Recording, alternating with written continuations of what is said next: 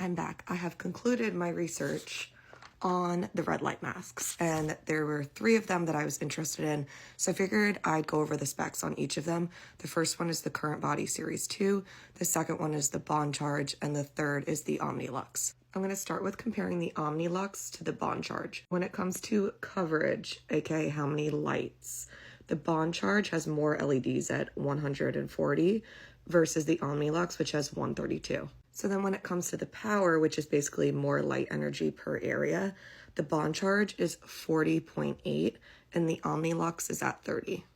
When it comes to the red versus near infrared on these 2 masks, the Omnilux is at 633 red and 830 near infrared, and the Bond Charge is at 630 for red and 850 for the near infrared. So they're basically evenly matched. Now, if I were choosing between these 2, the Omnilux and the Bond Charge, I would go with the Bond Charge only because it has over 100 more lights. So I think that the light distribution would be more evenly spread. Now we're going to move on to the Current Body Series 2 versus the Bond Charge, because these were the 2 that I was really deciding between, and I'm still kind of torn. Let's start with the LED coverage between the Current Body and the Bond Charge. The Current Body is at 236 and the Bond Charge is at 240. When comparing the power irradiance of these 2 masks, the Current Body is at 30, where the Bond Charge is at 40.8. When it comes to the red light wavelength, the Current Body is at 633 and the Bond Charge is at 630, so basically the same. Now the big difference comes in the near infrared. The Current Body Series 2 sits at 1072 for the near infrared and the Bond Charge is at 850. I think the biggest difference between the Current Body Series 2 and the Bond Charge is when it comes to the near infrared penetration levels, because the Current Body sits at about 1070 to 1072. Some call that near infrared 2 levels, whereas the Bond Charge is at 850, which is in the optimal window for penetration, but 800 to 900 is considered medium deep in penetration, and then the 1060 range to 1070 range is more of the deeper volume tissue penetration for near infrared light.